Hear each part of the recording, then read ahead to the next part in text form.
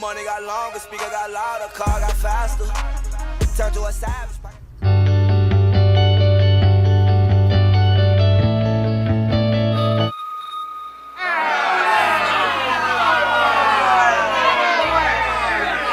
Yo, what's up NBA fans? Today, you're about to meet some of the worst scummy people on this goddamn earth. Someone needs to take these people out. Nah, just kidding, but these are some pretty bad people, so let's get this shit started. So first, on my NBA Conspiracies list, I have David Stern and the flipped New York Knicks lottery card. This is obviously some bullshit. It does not take a rocket science to figure this out. Everyone can obviously see that the card is flipped. Everyone can see that David Stern flipped it. The corner is bent in the corner. If you zoom in on the picture, I have a picture coming up that shows the corner's bent, and it is so obvious that this is rigged. The NBA wanted the Knicks to do good. The Knicks were bad for a couple years straight, and the NBA said, hell no, we are not having one of our most storied franchises be terrible. So they plotted to make a very bad scheme that was pretty obvious that they were trying to plot to get the Knicks to have a good lottery pick, and they're really bad at planning this out. But this is such a scummy move by David Stern and anyone else who was involved in it. The Knicks should not have had Patrick Ewing, who was one of the best players in the 80s and 90s, and that card should have went to a better team, a worse team that had a better chance of getting that lottery pick. And I think that's absolutely bullshit that David Stern and the NBA would actually do that.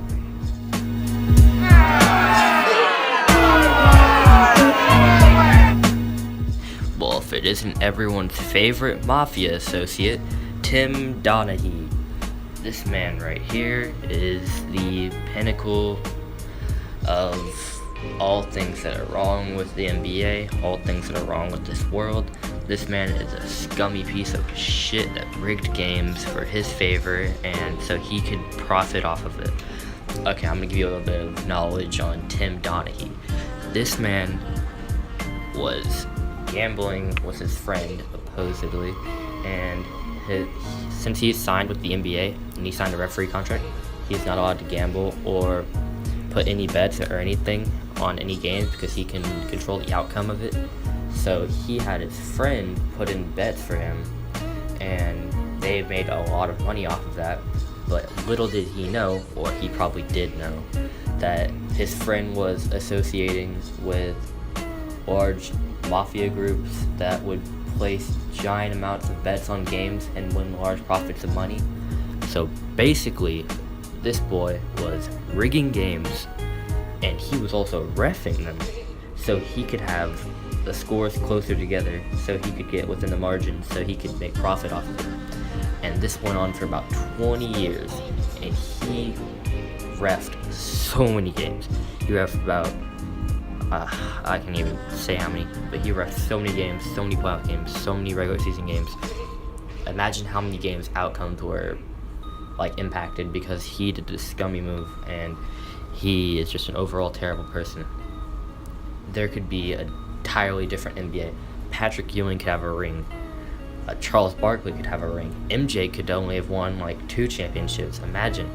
This could have been an entirely different NBA landscape if Tim Donaghy never reffed, and I believe that he is one of the most scummy people on the face of the earth. He needs to be gone. This man is awful.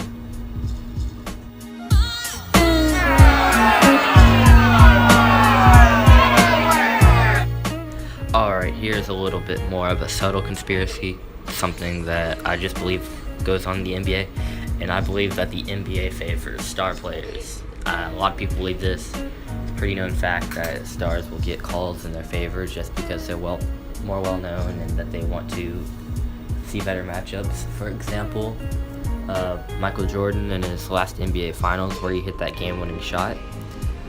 It was obviously a push-off. I have a picture coming up. It's the last picture on the slide, but it was obviously a push-off. He created so much space by using his left hand to push the guy off of him. It was ridiculous, and the refs didn't call it just because it was a late game situation and that would have ruined the game and ruined the flow of it.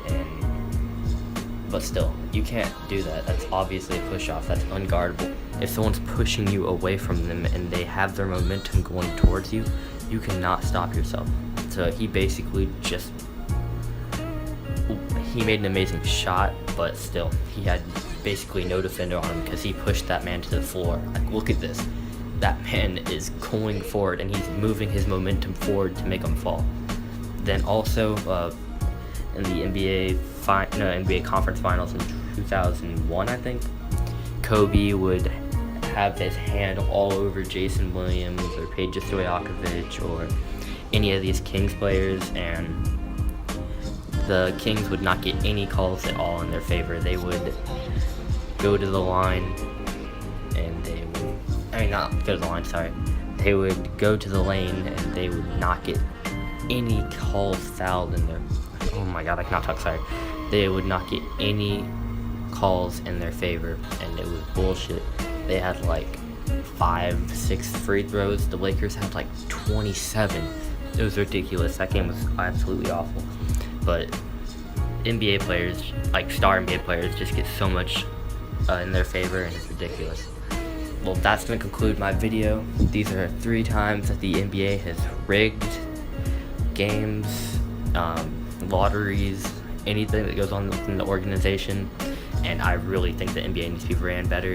I believe that Adam Silver is a good commissioner. I believe that he can fix the NBA, but back then it was awful. There was so much corruption and just stuff going on that it was bad. But if you got any NBA conspiracies, tell me down below in the description. I would love to hear them. And I am out. Peace.